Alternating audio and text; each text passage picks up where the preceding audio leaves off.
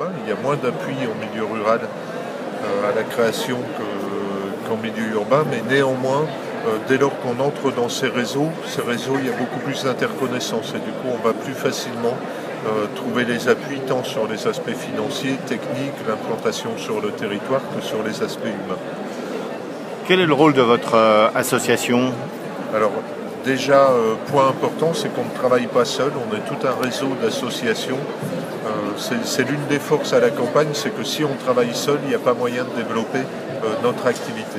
Et le pari de notre collectif qui s'appelle le collectif d'envie au projet, c'est d'accompagner de l'amont de l'envie jusqu'à l'émergence du projet. Ça veut dire qu'on va accompagner des personnes qui se posent la question est-ce que ça vaut le coup de me lancer ou pas, mais on va accompagner aussi des personnes jusqu'au test de leur activité pour qu'elles puissent vérifier si oui ou non c'est viable, à la fois viable économiquement mais viable aussi humainement. Est-ce que moi je suis capable d'entrer dans la posture d'un entrepreneur et est-ce que ça peut être pérenne sur le territoire sur lequel je souhaite développer mon activité.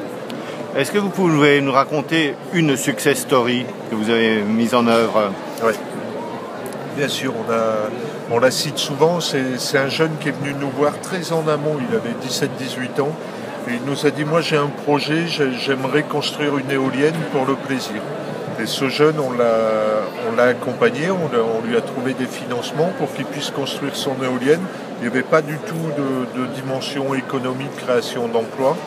Et quelques années après, il est venu nous voir en disant « je suis demandeur d'emploi, je galère un peu et je me suis dit que maintenant que je sais construire des éoliennes, je pourrais peut-être en vendre.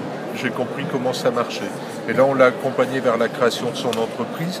Là où c'est intéressant en termes de success story, c'est que c'est une entreprise qui prend en compte la dimension environnementale, des nouvelles technologies. Et ce jeune, il a créé son entreprise sur un territoire rural, c'est-à-dire qu'il est resté sur ce territoire.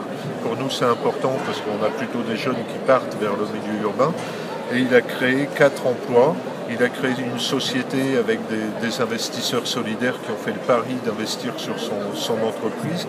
Et aujourd'hui, malgré la crise et malgré aussi toutes les interrogations autour du développement du photovoltaïque et des énergies renouvelables, il a réussi à maintenir ses emplois parce qu'il a créé à la fois en s'associant avec d'autres et sur un secteur qui était en développement.